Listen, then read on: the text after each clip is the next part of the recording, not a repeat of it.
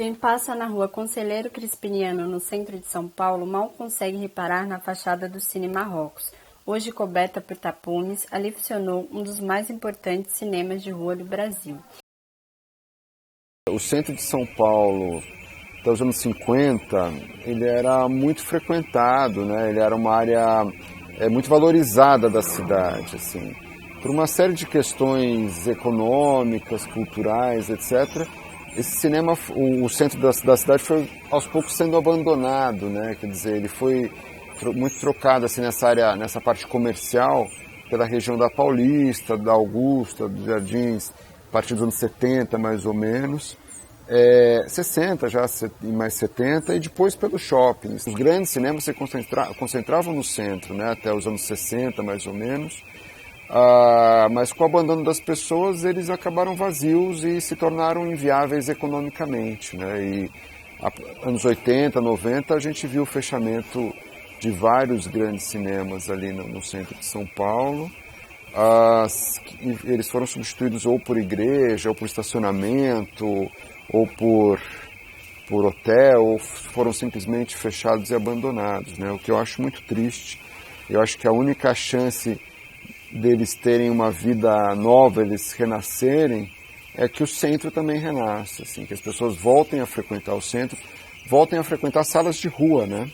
Porque isso tem a ver com uma série de questões da cidade também, insegurança, violência, etc. Então, não dá para a gente imaginar que os cinemas vão voltar se o centro não renascer. Inaugurado em 1951 sob o slogan "O melhor e mais luxuoso cinema da América Latina", com o projeto do arquiteto João Bernardes Ribeiro e o engenheiro Nelson Paulo Scuratio, Marrocos tinha sua decoração inspirada nas Mil e Uma Noites e primava por conforto e sofisticação. Logo na entrada, a escadaria e as colunas em mármore branco impressionavam. Contava com sala de exibição para 2.000 espectadores, poltronas reclináveis, ar-condicionado, revestimento de espelho, fonte luminosa, bar com sala de espera. O Marrocos era ponto de encontro da sociedade paulistana. Nas décadas de 70 e 80, os cinemas de rua da Cinelândia começaram a entrar em decadência. Diversos fatores urbanísticos contribuíram para isso. Degradação do entorno, sensação de segurança no centro, mudanças comportamentais da sociedade, abertura de cinemas em shoppings. A própria formatação das salas, que chegavam a ter 3.000 lugares em alguns casos, se tornou obsoleta. O Marrocos não foi exceção. Ainda nos anos 80, passou a exibir filmes pornográficos, destino comum para muitos dos cinemas do centro, posteriormente fechado nos anos 90 e abandonado. Em 2005, a rede Cinemark anunciou a aquisição do prédio do Marrocos, porém esse fato não trouxe o cinema de volta à atividade. Logo em seguida, em 2006, o prédio foi adquirido pela Secretaria Municipal de Educação e permaneceu fechado até 2013, quando foi ocupado por um movimento social por moradia, o MSTS. O Movimento Sem Teto de São Paulo, o MSTS, ele existe há 5 anos, né? E há 2 anos ele existe na formalidade. O Cine Marrocos foi ocupado no dia 2 de novembro de 2013, né? No feriado dos finados. O Cine Marrocos ele foi comprado pela Prefeitura de São Paulo na gestão Kassab, aquele mandato do Kassab, os 2 anos que ele ficou para o Serra, antes dele se reeleger. Foi adquirido para a Secretaria de Cultura e de Educação. Só que o prédio foi comprado por 45 milhões de reais junto à imobiliária Savoy, que intermediou o negócio. Já que o prédio estava vazio, não cumprindo o valor, a função social da propriedade, como está previsto na Constituição Federal, o MSTS ocupou o prédio. Colocou os elevadores para funcionar, são 4 elevadores, funcionam 2. Colocou água para funcionar, luz para funcionar, trocou toda a parte de elétrica do prédio. Nós temos aqui o cinema no térreo e no primeiro andar, e do segundo andar ao 13º andar eram salas comerciais. Trocamos toda a parte elétrica, onde existia fusíveis foram colocados disjuntores, onde existia cano de ferro foi substituído por PVC. Registros foram trocados e são trocados até hoje, a manutenção do prédio ainda existe. E o cinema, ele é usado para nossas reuniões, as nossas assembleias gerais ordinárias, que acontecem uma vez por mês. Sobre o cinema, o Cine Marrocos em especial, é interessante a gente ver então que ele faz parte desse conjunto de edifícios, né, ligados a essa atividade do centro. Eram dezenas desses edifícios e o Cine Marrocos era um dos maiores deles, né? O Cine Marrocos tem, em termos da arquitetura, tem uma situação interessante, que é aquele acesso de grandes dimensões, né? Aquela relação com a cidade que cria um lugar de estar, um lugar de abrigo, onde ficavam os cartazes dos próximos filmes. E nesse ponto o Cine Marrocos, o Cine Ipiranga, talvez tivessem assim, esses seus acessos maiores, né? Mais abertos para a rua. Então, o Cine Marrocos tinha essa característica. Outra questão relacionada ao Cine Marrocos é o fato de que ele tenha ficado tanto tempo fechado, né? Tanto tempo sem uso. E, num determinado momento, eu acompanhei isso de uma certa forma, o secretário de Cultura da administração Kassab, no lugar onde eu trabalhava, eu era arquiteto da Secretaria de Cultura, o secretário, conversando com a gente, falou o que a gente achava do Cine Marrocos ser desapropriado para a prefeitura para abrigar um setor da prefeitura, né? E, puxa, isso parece muito positivo, né? Um edifício que estava abandonado, com um potencial tão interessante. Então pareceu muito bacana e isso foi passado para a Secretaria de Educação, que acabou querendo adquirir o prédio, né, e programando para mudar para o centro da cidade. Isso teria grandes vantagens. A gente retomaria um uso para o edifício, depois o fato da Secretaria de Educação ir para o centro é algo que enriquece a vida no centro, é mais gente vivenciando aquele lugar. Nós sabemos de uma certa morosidade, né, do serviço público brasileiro no geral. Então, entre a desapropriação, tomar posse propriamente, mudança da secretaria, todo esse processo, que eu não tenho muita exatidão como se deu, o Cine Marrocos foi invadido por movimentos de pessoas sem moradia que invadiram para constituir suas moradias naquele edifício. Porque o Cine Marrocos ele tem a sala de exibição no térreo e tem vários andares, né?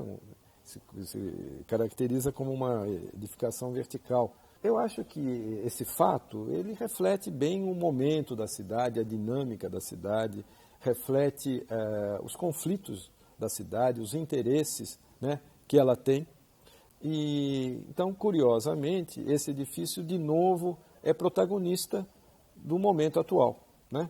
Ele abriga esse conflito, que é um dos conflitos importantes que a sociedade atual tem que se posicionar. Como é que nós fazemos? Moradias, espaços de lazer, espaços oficiais, a questão está colocada. O plano da Prefeitura é unificar a Secretaria de Educação em um só local. Hoje ela está dividida em várias repartições em diferentes lugares da cidade. Então, acho que o plano inicial é a ocupação do imóvel, reorganização dos espaços da Secretaria. Para o melhor atendimento da população, no geral, seria organizado todos num prédio só, né? Observando as características do imóvel, né? Ocupando da melhor forma possível os espaços, sem modificações que envolvam uma reestruturação. Então, assim, a ideia inicial e principal é conter os custos da Secretaria, né? Melhor planejamento e melhor atendimento para o contribuinte, né? Que as pessoas que procuram os espaços precisam de resolver seus problemas, muitas vezes, num lugar só. O projeto preliminar apresentado não conta com uma reativação do cinema na sua função primária. A intenção é transformar a sala em um auditório para eventos da Secretaria. O Cine Marrocos, com quase 65 anos de idade, continua desempenhando um papel importante na dinâmica da cidade e é um símbolo de uma memória histórica e cultural que parece ter sido esquecida, mas que resiste ao desaparecimento e segue com o futuro incerto. Eu tive a ideia de fazer um documentário sobre a ocupação do Marrocos. Fui lá conversar com o Douglas Gomes, que também conversou.